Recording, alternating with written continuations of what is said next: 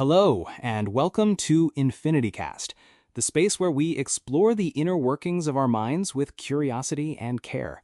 I'm your host, Jun Halden. Today we're approaching a topic that can feel heavy, but we're going to hold it lightly.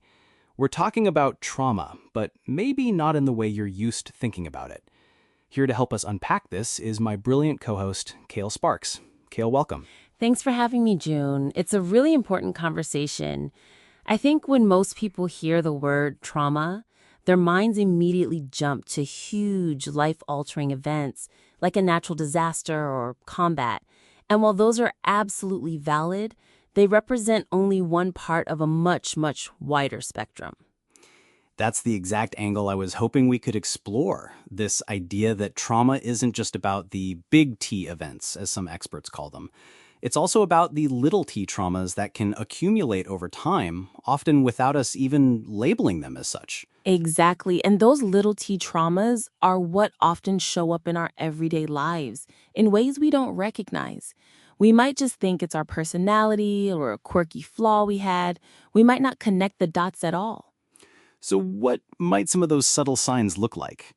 For someone listening who might be thinking, well, nothing truly terrible has ever happened to me, what might they be overlooking in their own daily experience? That's a great question. It can be things like chronic people pleasing, a deep-seated need to keep everyone happy to avoid conflict.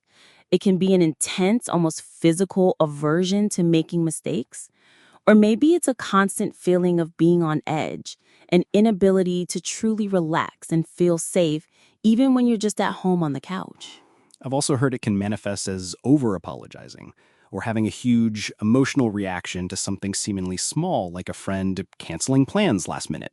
Yes, exactly. That disproportionate reaction is a key indicator. Your nervous system is responding to a past threat, not the present minor inconvenience. It's a physiological response. Your body remembers a time when a sudden change or disappointment meant something dangerous was happening, and it's trying to protect you. It's not a character flaw, it's a survival mechanism that hasn't been switched off. That reframes it so powerfully. It moves it from a place of self-criticism, like, why am I so sensitive, to a place of self-compassion, like, a part of me is trying very hard to keep me safe. That's a huge shift in perspective. It's the most important shift. Ultimately, trauma isn't just about what happened to you. It's about what happened inside of you as a result. It's the wound that wasn't able to heal, the overwhelming experience that your nervous system couldn't process in the moment. Recognizing its subtle echoes in our lives isn't about dwelling on the past, but about understanding our present with more kindness. Understanding with kindness.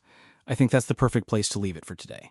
The takeaway here isn't to self-diagnose, but to simply bring a new layer of gentle curiosity to why we do the things we do. Kale, thank you, as always, for your insight. Anytime, June. And to our listeners, thank you for joining us on InfinityCast. Be kind to yourselves this week. We'll talk to you next time.